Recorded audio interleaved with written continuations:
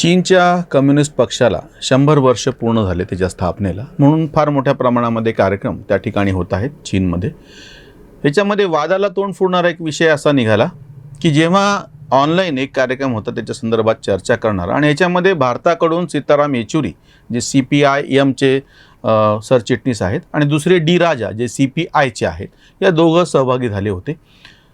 वाद कशासाठी होता की ज्या वेळेस आत्ता प्रत्यक्षामध्ये म्हणजे मागच्या 1-1.5 वर्षापासून गलवान खोऱ्यामध्ये ज्या पद्धतीने चीनने आपल्यावरती काय म्हणतील आक्रमण केलेले आहेत, आपली जागा हडपलेली आहे, लष्करी हालचाली केलेल्या आहेत, म्हणजे कुरापत काढलेली आहे.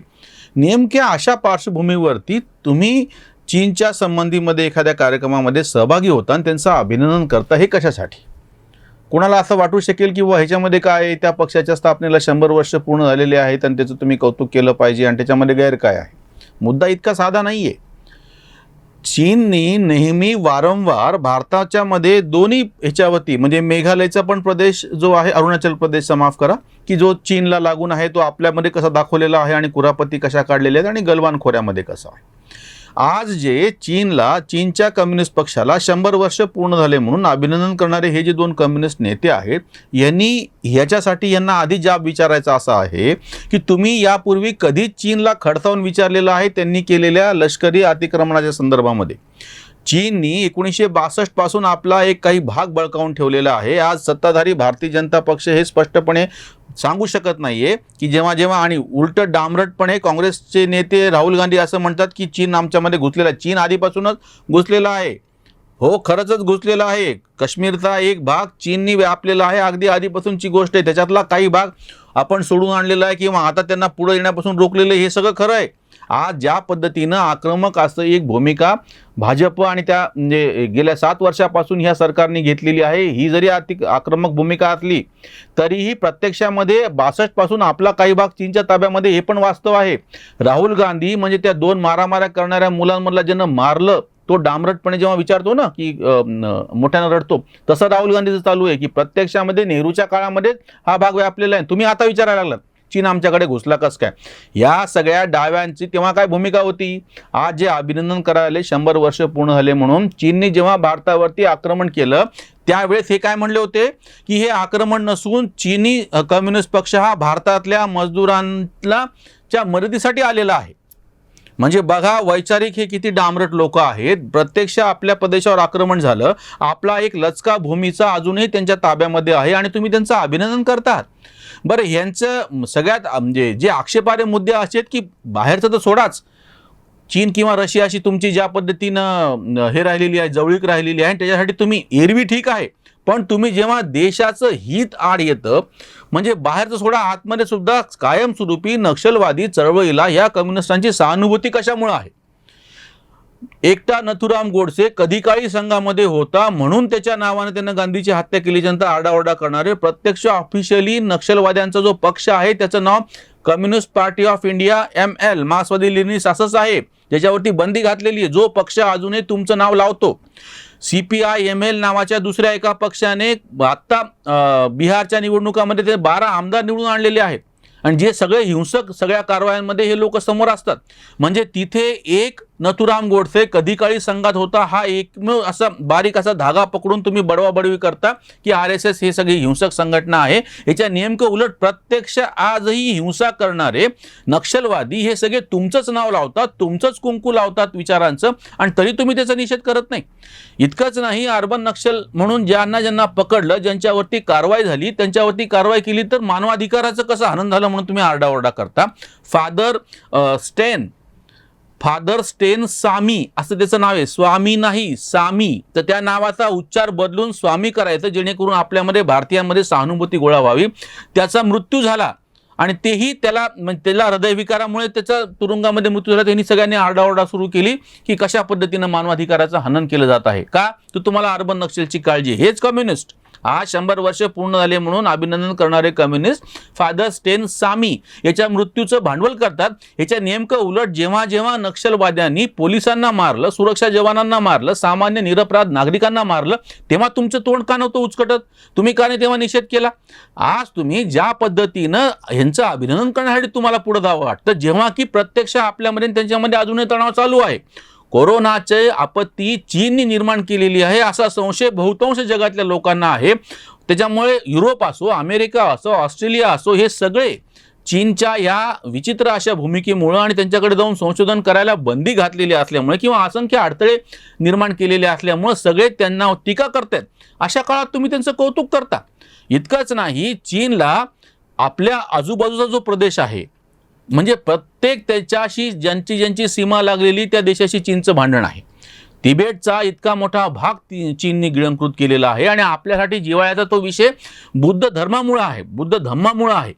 दलाई लामा जे त्या तिबेटियन बुद्धिस्टांचे धर्मगुरू आहेत त्यांना आपण आश्रय दिलेला आहे हिमाचल प्रदेशमध्ये धर्मशाळा इथे.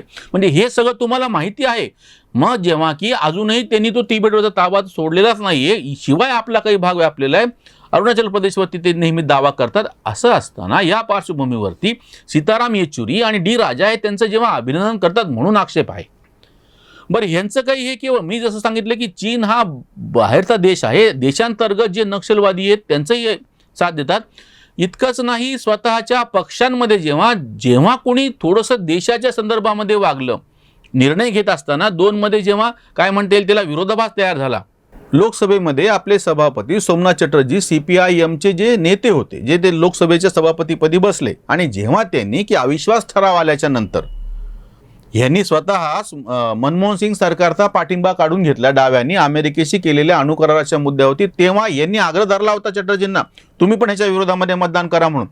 चटर्जींनी सांगितलं की मी आता लोकसभेचा सभापती आहे, तटस्थ आहे, मी आता कुठल्या पक्षाची बाजू घेत नाही. ते यांनी त्यांना पक्षातून निलंबित केलं, स्वतःच्याच पक्षातल्या लोकांना. म्हणजे मी जसं तुम्हाला सांगतोय की चायना तरी बाहेरचा देश आहे, अर्बन नक्षल हे प्रत्यक्ष लोकशाही प्रक्रियेमध्ये सहभागी न झालेले लोक आहेत, लोकशाही प्रक्रियेमध्ये सहभागी झालेले यांचेच नेते. दोन उदाहरण त्याच्यासाठी म्हणून देतो. एक सोमनाथ चटर्जींचं आहे की यांनी पक्षातून त्यांना काढून टाकलं. दुसरं उदाहरण आपल्या महाराष्ट्रातले कम्युनिस्ट आमदार नरसय्या आडम यांचं आहे. यांची एक योजना होती गरिबांच्या घरीसाठी, मजुरांच्या घरांसाठी, विडी कामगारांच्या घरांसाठी. ती पूर्णत्वात आली केव्हा की जेव्हा मोदी पंतप्रधान होते आणि महाराष्ट्रामध्ये देवेंद्र फडणवीस मुख्यमंत्री होते. त्या कार्यक्रमासाठी त्यांनी पंतप्रधान म्हणून मोदींना बोलवलं, भाजपचे कोणी नेते म्हणून बोलवलं नाही. पंतप्रधान पद हे एका पक्षाचं नसतं, देशासाठीचं असतं. तो पंतप्रधान सगळ्या देशाचा असतो. कम्युनिस्टांनी नरसय्या आडम यांच्यावरती काय निलंबनाची कारवाई केली, हक्कभंगाची, त्यांच्यावरती शिस्तभंगाची कारवाई केली पक्षातून. का? तुम्ही मोदींना बोलवलं म्हणून. म्हणजे इतक्या पद्धतीने हे विचित्र वागतात की तुमच्याच पक्षाचा कार्यकर्ता आहे, तुमचाच निष्ठावंत आहे, कोणीही नरसय्या आडम यांना काय कम्युनिस्टांच्या विरोधातला म्हणणार नाही, कारण की त्यांचा तो निष्ठावान कार्यकर्ता आहे. पण केवळ त्यांनी मोदीला बोलावलं एवढ्या एका मुद्द्या, आणि तेही पंतप्रधान पदावरती असताना. असं नाही की आज त्यांच्याकडे कुठलं पद, संवैधानिक पदावरचा व्यक्ती आहे. ही योजना सरकारशी संबंधित आहे आणि सरकारने जमीन आणि बाकीच्या गोष्टी उपलब्ध करून दिल्या. असं असताना इतक्या टोकाचं, किंवा सोमनाथ चटर्जीचं मी तुम्हाला परत उदाहरण सांगतो. त्यांचा मृत्यू झाल्याच्या नंतर त्यांच्या कुटुंबियाच्या मनामध्ये सगळ्या कम्युनिस्टांच्या विरुद्ध इतका राग बसलेला होता की जी वागणूक त्यांनी त्यांच्या वडिलांना दिली म्हणून. अंत्यदर्शन घेतेवेळी सीताराम येचुरी आणि बाकीच्या कम्युनिस्ट नेत्यांना सोमनाथ चटर्जींच्या मुलांनी घरातून हाकलून दिलं. म्हणजे त्यांचा मृतदेह पक्षाच्या कार्यालयामध्ये इतरांना दर्शनासाठी ठेवणं तर त्यांनी नकार दिलाच, पण जेव्हा हे अंत्यदर्शनासाठी गेले तेव्हा त्यांना सुद्धा घरामध्ये येऊ दिलं नाही, कारण की तुम्ही माझ्या वडिलांना नीट वागणूक दिलेली नाही. आज जेव्हा वैचारिक पातळीवरती जसं तुम्ही जी मांडणी करता ती तुम्ही स्वतंत्रपणे कशी करू शकता, पण जिथं देशाचं हित त्याच्या विरोधामध्ये जाऊन तुम्ही हे करता. आज तुम्ही चायनाला, चीनच्या कम्युनिस्ट पक्षाला 100 वर्ष पूर्ण झाले आणि तोच राज्यकर्ता पक्ष आहे, असं नाही की कुठलं वेगळं आहे. त्या ठिकाणी लोकशाही नाही. तुम्ही इथं लोकशाहीच्या नावानं आरडाओरडा करता, लोकशाही धोक्यामध्ये आली म्हणता, या सगळ्या कृषी आंदोलनाला पाठिंबा देता. हेच कम्युनिस्ट त्यांचं बालेकिल्ला सध्या शिल्लक राहिलेल्या केरळमध्ये कृषी उत्पन्न बाजार समिती नाही ठेवत, त्याच्यावरती हे प्रश्न उपस्थित नाही करत. किंवा त्यांच्याच एक काळचा बालेकिल्ला असलेल्या पश्चिम बंगालमध्ये कृषी उत्पन्न बाजार समिती किंवा हमी भाव याच्याबद्दलची काय व्यवस्था याच्याबद्दल ते काही बोलत नाहीत. आणि हे सगळे कम्युनिस्ट या राकेश टिकेत यांच्या बरोबर ती सुरुवातीला आनंद मोला कॉम्रेड वगैरे सगळे गेले होते. का? तर मोदीच्या विरोधामध्ये काहीतरी अस्वस्थता तिथे निर्माण होते आहे म्हणून. म्हणजे आश्चर्याची गोष्ट अशी आहे की तुम्ही चायनाचं अभिनंदन करत असताना लोकशाहीच्या विरोधातल्या प्रत्येक गोष्टीचं तुम्हाला कौतुक आहे का असा आरोप करावा लागतो. का? ते तुम्ही जसं आता चायनाचं अभिनंदन केलं, चायनामध्ये लोकशाही नाहीये, तुम्हाला अर्बन नक्षलचं कौतुक आहे, ते हिंसक आहेत, अहिंसा मानत नाहीत, लोकशाही मानत नाहीत, हे कृषी आंदोलन, संसदेने बहुमताने पारित केलेले कायदे आम्हाला नको म्हणून आडमुठपणा करून रस्त्यावर बसणाऱ्यांचं तुम्ही समर्थन करता, म्हणजे तुम्ही लोकशाही मानत नाही. किंवा तुमच्याच पक्षामध्ये सोमनाथ चटर्जी सारखा एक वरिष्ठ ज्येष्ठ असा नेता लोकशाहीच्या प्रक्रियेमध्येच तो जो सभापती बसलेला असतो, त्या सभापतीला स्वतःचं वेगळं मत मांडता येत नाही, तटस्थ म्हणूनच मांडावं लागतं, कुठल्या पक्षाचा म्हणून तिथे बसता येत नाही. म्हणजे कुठलाही लोकसभेचा सभापती, विधानसभेचा सभापती किंवा राज्यसभेचा अध्यक्ष, त्या खुर्चीवर बसलेला माणूस. बरं, ही काही आधुनिक संकल्पना आहे असं नाही. आपल्याकडे गावगाड्यामध्ये जेव्हा एखादा न्याय निवाडा करायचा असायचा, तेव्हा जे दोन भांडणारे व्यक्ती आहेत ते आपल्यापैकी एकेकाला निवडायचे पंच म्हणून, आणि ते दोघं अजून दोघांना निवडायचे, आणि अशा पद्धतीने दोन त्यांनी निवडायचे आणि एक त्या दोघांनी निवडायचा. जे 5 लोक असायचे, त्या 5 लोकांकडून जो न्याय यायचा त्याला म्हणायचं पाचमुखी परमेश्वर. आणि त्या अशा 5 लोकांवरती कुठलाही आक्षेप घेता येत नव्हता, ते कुणाच्या बाजूचे आहेत असं म्हणता येत नव्हतं. ही आपली परंपरा आहे. आधुनिक लोकशाहीमध्ये तुम्हाला अशी जागा त्या लोकसभेतल्या अध्यक्ष किंवा राज्यसभेतला किंवा विधानसभेतल्या विधान परिषदेला नेमल्या गेलेला आहे. कम्युनिस्टांना हे मंजूर नाही. त्या खुर्चीवरती बसलेल्या सोमनाथ चटर्जीवरती तुम्ही निलंबनाची कारवाई करता.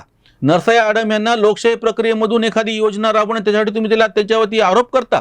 किंवा तुम्ही ह्या सगळ्या अर्बन नक्षलला, ह्या सगळ्यांना नक्षलवाद्यांना तुम्ही तुमचा पाठिंबा देता. अधिकृतरित्या CPI-ML नावाच्या पक्षावरती बंदी घातलेली आहे. मग त्याशी संबंधित जे कोणी लोक आहेत ते सगळे ही लोकशाही विरोधी प्रक्रिया का करतात, किंवा या सगळ्या कृत्यामध्ये हे लोक सहभागी का होतात, म्हणून त्यांच्यावरती आक्षेप आहे. आज चीनमधल्या कम्युनिस्ट पक्षाला 100 वर्ष पूर्ण झाले, म्हणून खरं तर यांनी असं म्हणायला पाहिजे होतं की आता खडसावून त्यांना जाब विचारायला पाहिजे होता की इतकी वर्ष उलटलेली आहेत, आम्ही तुमचे शेजारी आहोत, आम्ही इतके वर्ष अजूनही लोकशाही प्रक्रियेमध्ये कम्युनिस्टांना संधी आहे. पूर्ण जगामधून लोकशाही प्रक्रियेनं निवडून आलेलं सरकार फक्त सगळ्यात पहिल्यांदा केरळमध्ये आलेलं होतं. म्हणजे आपली लोकशाही इतकी व्यापक आहे की जे लोकशाही मानत नाहीत, की ज्यांचा अहिंसेवरती विश्वास नाही महात्मा गांधीच्या, त्याही लोकांना आपण उदारपणे आपल्याकडे थारा दिलेला आहे. इतकंच नाही, देशाचे गृहमंत्री देशाचे इंद्रजित गुप्ता म्हणून CPIचे मोठे नेते देशाचे गृहमंत्री राहिलेले आहेत. प्रत्यक्ष केंद्रीय सत्ता असो, राज्यातली सत्ता असो, स्थानिक पातळीवरची सत्ता असो, लोकशाही मार्गाने भारतामध्ये कम्युनिस्टांना संधी भेटलेली आहे. असं असताना आज जे लोकशाही मानत नाहीत अशा चायनासारख्या देशामध्ये त्या पक्षाला 100 वर्ष पूर्ण झाले म्हणून तुम्ही अभिनंदन करता, तेव्हा तुम्हाला असं वाटत नाही की आपण ह्या अभिनंदन करण्याच्या आधी किंवा त्या जोडीला त्यासोबतच तुम्ही जो आमच्या प्रदेशावरती अवैधरित्या कब्जा केलेला आहे तो तातडीनं पहिले रिकामा करून द्या आणि तो प्रदेश आमच्या सामील करून द्या, हे सांगावं का वाटत नाही? हे सगळे अर्बन नक्षलला किंवा नक्षलवाद्यांना, बाकी सगळ्यांना हे खडसावून का सांगत नाहीत की कुठल्याही पद्धतीच्या हिंसात्मक कारवाई आम्ही सहन करणार नाही? कारण की तुम्ही आता स्वतःला लोकशाहीमध्ये चौकट मान्य केलेली हे त्यांचं म्हणणं आहे. तुम्ही केव्हा यांचे व्हिडिओ बघा किंवा यांचे वक्तव्य बघा, हे काय सांगतात की हिंसाचार करणारे लोक वेगळे आहेत, आम्ही मात्र स्वतःला लोकशाही चौकटीमध्ये, भारतीय लोकशाही चौकटीमध्ये, पुन्हा लक्षात घ्या मुद्दा, ह्याच्यामध्ये स्वतःला व्यवस्थित बसवलेलं आहे आणि आमचा पक्ष भारतीय लोकशाही मानतो, भारतीय लोकशाहीवरती आमची श्रद्धा आहे, तशी शपथ घेतल्याच्या शिवाय कुठल्याच पक्षाला निवडणूकच लढवता येत नाही. त्याच्यामुळे CPI असो किंवा CPI-M असो, हे दोन्ही पक्षांना भारतीय लोकशाहीची चौकट मान्य आहे. हे त्यांनी ज्या निवडणुका गेल्या 50, 60, 70 वर्षात निवडलेल्या आहेत त्याच्यावरून सिद्ध होतं. आज या सगळ्या पार्श्वभूमीवरती जेव्हा कम्युनिस्ट पक्षांचे सर्वोच्च नेते, त्यांच्याकडे सरचिटणीस सर्वोच्च असतो पॉलिट ब्युरोमध्ये आणि CPI-मध्ये त्यांची राष्ट्रीय कार्यकारिणी असते, हे 2 नेते जेव्हा चायनामधल्या कम्युनिस्ट पक्षाचं, की जे की लोकशाही मानत नाहीत, त्यांच्याकडे लोकशाहीच्या प्रक्रियेनं निवडणुका होत नाहीत, त्यांचं अभिनंदन करतात आणि याच काळामध्ये त्यांनी केलेल्या भारतातल्या लोकशाही विरोधी सगळ्या कृत्याला पाठीशी घालतात, हा आक्षेपाचा मुद्दा आहे. आणि आपण सगळ्यांनी, जे लोकशाही प्रेमी आहेत, तेव्हा त्या सगळ्यांनी ह्या कम्युनिस्टांना यासाठी जाब विचारला पाहिजे खडसावून. उसंत वाणी. चीनमध्ये वाजे शताब्दीचा बाजा, येचुरी डी राजा खुश येथे. देशावर केला होता ज्यांनी हल्ला, त्यांचा गोड सल्ला यांच्यासाठी. आपुल्या देशाची खाऊनिया पोळी, वाजविती टाळी चायनाची. चीनमध्ये जरा पडता पाऊस, छत्रीचीही हौस भारतात. फॅसिस्ट म्हणून इथे दावी खोट, चायनात ओठ शिवलेले. जगातले म्हणे कामगार एक, ग्राहक का एक, जगी नको. कांत कम्युनिस्ट सर्वार्थाने डावे, कांत कम्युनिस्ट सर्वार्थाने डावे, त्यांच्यात उजवे काही नाही, त्यांच्यात उजवे काही नाही.